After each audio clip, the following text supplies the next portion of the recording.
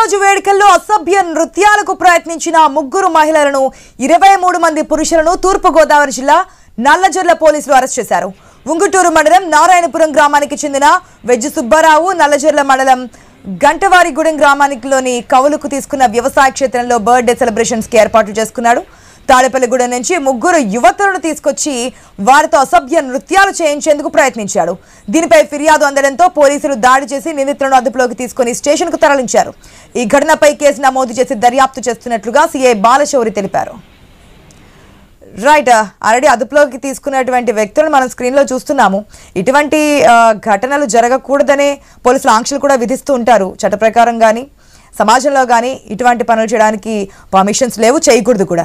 కానీ అసభ్య నృత్యాలు చేయడానికి తాడేపల్లిగూడెం నుంచి ముగ్గురు అమ్మాయిలు తీసుకొచ్చినట్టుగా తెలుస్తోంది. దాంతో పోలీసులు ఎదుట విచారణ కూడా హాజరైనట్టు తెలుస్తోంది. అప్డేట్స్ మా ప్రతినిధి భార్గవ్ ద్వారా తెలుసుకుందాం.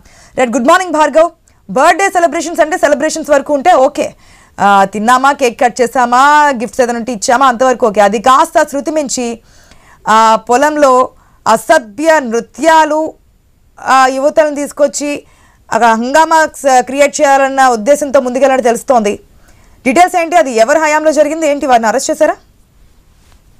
ఇప్పటికే కూడా అటు నిన్న రాత్రి పక్కా సమాచారంతో కూడా నల్లజర్ల పోలీసులు రైడ్ చేశారు. బర్త్డే పార్టీ జరుగుతుంది, యువతులను తీసుకువచ్చారనే సమాచారంతో వెళ్ళిన వారు పోలీసులు కూడా అవాక్కయ్యారు. ఇదంతా కూడా సమాజంలో పెద్దరికంగా చలామణి అవుతున్నవారు, అలాగే కొన్ని రాజకీయ పార్టీల్లో ఉన్నవారు కూడా నాయకులు ఈ సెలబ్రేషన్స్ లో ఉండడంతో పోలీసులు కూడా కంగు తిన్నారు. మొత్తం 29 మంది అక్కడ ఉంటే అందులో ముగ్గురు పరారీ కాగా 26 మందిని పోలీసులు అదుపులోకి తీసుకున్నారు. అందులో ముగ్గురు యువతులు, రాజమండ్రి నుంచి ఒక యువతి, విశాఖపట్నం నుంచి 2 యువతులు, మొత్తం ముగ్గురు యువతులు కూడా ఒక మీడియేటర్ వారి ముగ్గురిని కూడా తీసుకువచ్చి ఇక్కడ అశ్లీల నృత్యాలు వేయించేందుకు తీసుకువచ్చినట్లు కూడా పోలీసులు గుర్తించారు. ఆ ముగ్గురు యువకులతో పాటు 23 మంది పురుషులను కూడా పోలీసులు అరెస్టు చేసి నల్లజర్ల పోలీస్ స్టేషన్ కు నిన్న అర్ధరాత్రి తరలించడం జరిగింది. అయితే వీరందరిలో కొంతమంది రాజకీయ నాయకులు కూడా ఉండడంతో పోలీసులకు కూడా ఒత్తిళ్లు మామూలుగానే వచ్చాయని చెప్పుకోవచ్చు. అయినప్పటికీ కూడా వారందరి మీద కేసు నమోదు చేశాం.